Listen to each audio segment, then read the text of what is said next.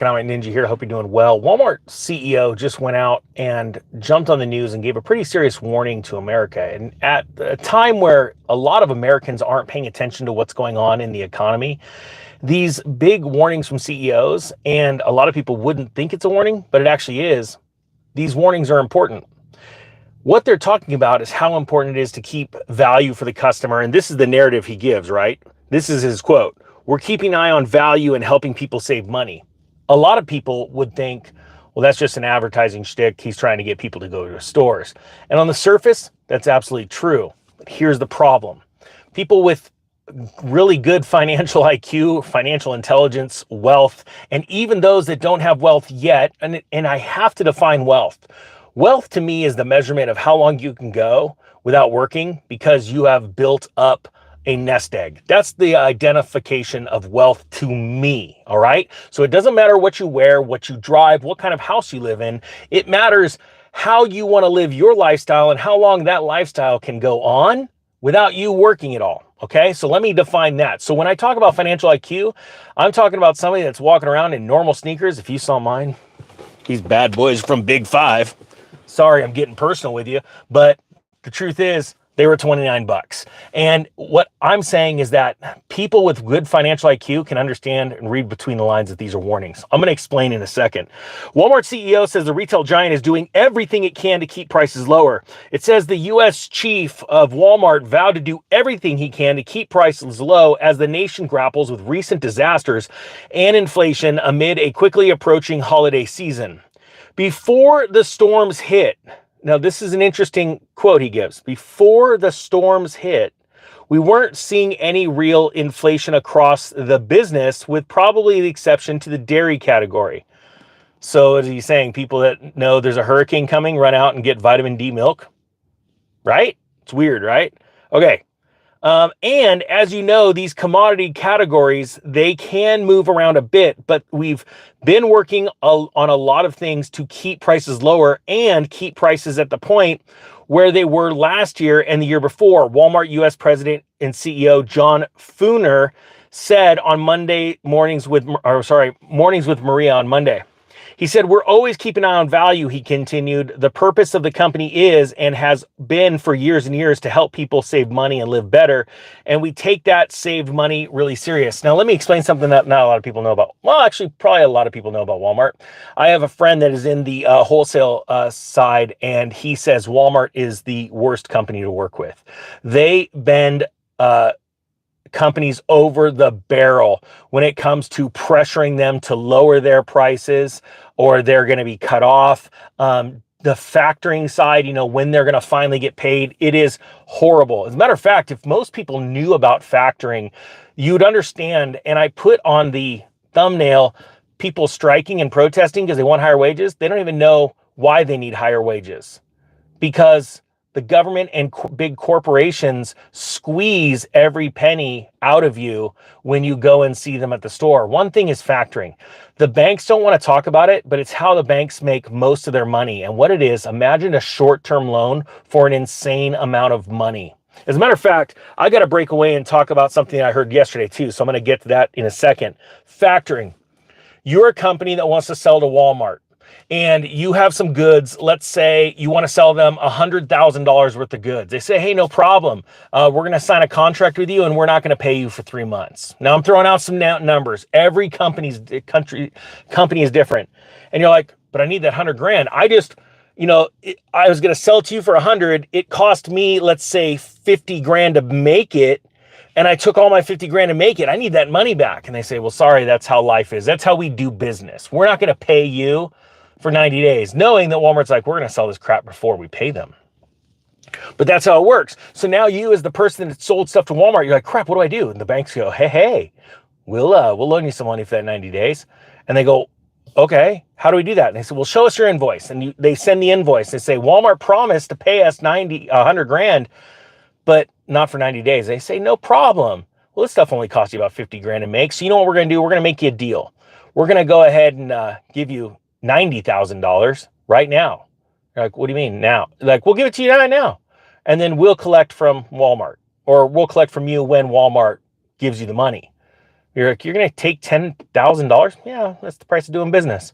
So you see where then the company goes back and they go, crap. So we sold it for 50. We only made 40. We thought we were going to make 50, but we only made 40. So what happens is there's always somebody's hands in the cookie jar, and it's causing your prices to go up. Check this out. I saw a horribly deceptive ad, but it's the truth. See, the federal government and state governments have laws that prevent companies from or charging excessive interest rates on loans, right? And there's a company out there, I'm going to do a whole story on it, but they did an ad the other day. They're like, hey, if you need a short-term loan or even a long-term loan, we're here to help you. So we're giving out $1,000 loans to anybody for only $4.50 a day. So ninja math really quick, that comes out to around 48% interest per year. And but people just go, $1,000. I need $1,000 because I didn't save money for my car that blew up, and I need a new transmission or new engine because I probably didn't do the oil changes on time. Just that's another whole deal. People that don't, but they go after these people. Hey, you're going to get $1,000 loan. You only have to pay $4.50 in interest a day. Interest only, baby. It breaks up to 48%. Well, the laws cap certain states at like 48, 49% interest.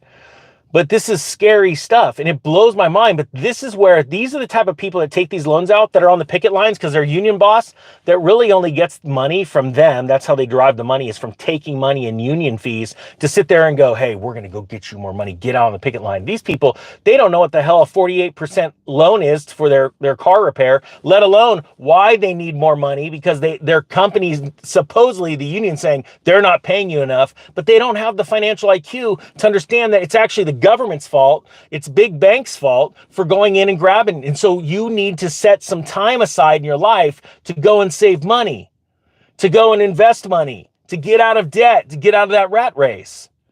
Type 1 if you're either getting something out of this, or I need to speak to some certain people in this world right now so we can change their lives. All right, now back to this Walmart CEO warning. He says last week the Labor Department's Consumer Price Index, a broad measure of how much everyday goods like gasoline, groceries, and rent costs, rose 0.2% in September from the prior month and was up 2.4% from a year ago. So remember, for the last year, I've been saying right before the election, the feds are going to lower rates just as a political move, and then they're going to skyrocket because we're going to find out that all this inflation is going to get worse. Well, these numbers aren't even factoring in the lowered Fed rate right now. Okay. And this is going to be really, really bad. The measured move on a Fed rate cut during an inflationary wave, like what we saw in the late 70s, like 1979 and 1980, when inflation was rising and the Fed was having to rise rates. And then hey, there's an election. Let's try and get this one guy elected, or one gal elected in this case. The measured move when they went, oh crap, we screwed up, is 50% higher, which would bring the Fed funds rate to 7.5%, 8%. Where do you think mortgages are going to be? Double digits. It's what I've been warning about for 2 years. I've been saying, get ready for the most epic real estate crash ever. And it's because I'm looking farther and farther out. Most people have no concept of real estate investment cycles, let alone Fed rate cycles, which I've been teaching you guys for, I don't know, it's now been 2 years, really, since that first course came out on real estate cycles. And it's once you grasp this, and you look back on the really big picture, you go, I'm going to make a lot of money. I'm not going to make just like good money. I'm going to make a lot of money. It's the difference between buying, a couple rentals or buying 50 rentals during this downturn, because it's going to be so easy to get a mortgage. Yet this is what blows me away. And the reason why it's going to be easy to get a mortgage, and this is what blows me away. People go, who's going to be borrowing money when everything crashes? I'm like, well, dumb. Banks only make money when they loan money, so they're not going to stop loaning money, but what they'll do is tighten their standards. They'll raise the level of standards and then so if you are ready for that, you're going to get every stinking loan there is. But again, sometimes there's some simpletons that get in the way from people making money or learning the truth, because and I've been guilty of this myself. And I'll tell you the Bitcoin story. You know what kept me back from buying Bitcoin at $4?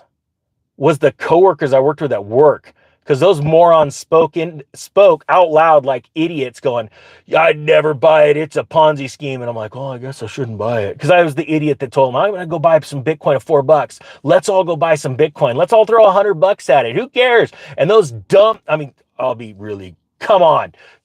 Bitcoin's a Ponzi scheme. You're going to lose all your money. I'm like, well, who cares if we lose $100? I've seen you guys at the casino. Shoot, I've seen you guys at the bar.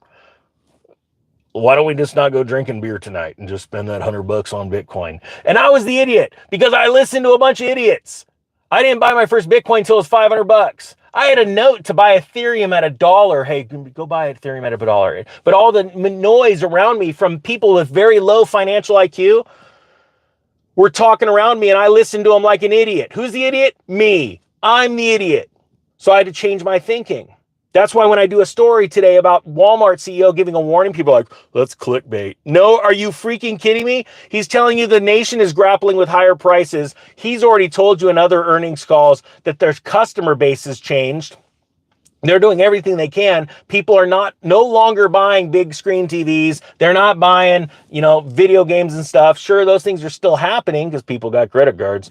And credit card usage is exploding. As a matter of fact, 30, 60, 90-day delinquencies on credit cards are exploding. FHA loans, you're all about to find out. You know what's funny? You're all about to find out that there are more FHA loans that are in delinquency than all of 2008. But you know when most people are going to find out?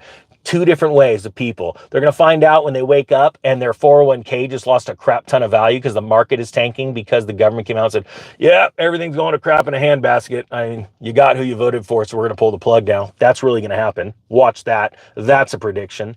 And the next thing is they're going to find out when all of a sudden they go to the bank and they're like, oh, your credit line or your credit card amount has been lowered. We're not going to service that much. You don't have a $10,000 balance anymore. Or credit limit, it's going to be lowered. Or they're going to turn around and wake up and go, oh, hey, there's a new movie out. It's called The Big Short Part 2. Let's go watch it. It's got that guy from The Office. It's going to be great. Oh, that's how they stole all of our homes. No, they really didn't. It was because you weren't paying attention. And that's just the truth. Type 10 if you understand what I'm talking about. Do me a favor. Type, and I'm going to give you a higher number. Type 11 if you're like, this guy is a little too far over my head. And it's not because I'm trying to insult anyone. I'm trying to wake people up and open people's minds to the fact that you could learn and be way smarter than any financial advisor you've ever met, because this is how the world works. To be a financial advisor, you just need to go take a class. It's not really hard, actually. And you need to get a certificate from the government that says you're now allowed to give people financial advice. See, I can't. It doesn't matter what my net worth is. It actually doesn't even matter if I'm a billionaire. When I hit $1 billion in assets, I know this sounds crazy coming from the ninja, but when I do, I can't actually give you financial advice. I just can't do it. It's not legal. But the guy that can, because he took a class on it, it doesn't matter that he doesn't own his car because he drives a sweet Beamer. It's an M3. And it doesn't matter that he doesn't own his house cash, but dude, it's got 4-car garage and my payment is only X amount. It doesn't matter. It doesn't matter. That's how the world works. So this is what I want you to do. Become your own financial advisor. I talked to a financial advisor today, a wealth advisor, and he's like, do you want me to work for you? I'm like, or I work with you and make you money? I'm like, how much are you going to charge me? Oh, that much. No, I'm doing okay myself. It doesn't take much. And like Mrs. Ninja says, all you want to do is talk about money. I'm like, that's what I'm into. And it's not a greed thing. It's my hobby. I like going from 0 to 100,000, 0 to 1 million. I know it sounds crazy. There are people they call serial entrepreneurs because they like to make fun of them. But it's ironic if you asked a serial entrepreneur that loves starting new businesses because they love starting from nothing. It's the challenge. I'm like, oh, you think I'm going to fail? I'm going to go crush it. There's so many people in this channel that have started following this channel because they're that type of people. But then if you ask that serial entrepreneur, well, where did you start? Because I've had over 23 side hustles and businesses. And there was one Giacomo that still lived with his in his parents' house. As a matter of fact, he lives here to this day. He can't wait for them to die. He used to talk. He was a firefighter. He just couldn't wait for his inheritance because he was a lazy, spoiled little child brat. And he was probably about 55 years old when I worked with him. And he would say, why can't you just have one job? And I'm like, why? Because you've had one job? Because right out of the military, he went and got a job as a firefighter, and that's all he's done. And it's funny because when you look at the progression of one side hustle to the next, serial entrepreneurs start with selling candy at school, then they start a baseball card shop, then they start washing and detailing cars. I'm talking about myself. And then it gets bigger and bigger, and before you know it, I'm selling tractors, making 100,000 cash a year. Now I'm selling trailers, I'm making $250,000 in a year and a half. Okay, now I'm doing this now, and it just keeps getting bigger and bigger. And the point being is, and I know this goes off for anybody that's gotten onto this video a little late because we were talking about Walmart. It all interconnects. Check this out. This is a story I was going to share, but I wasn't, but we're going to share it now. And this is what really happens in the world.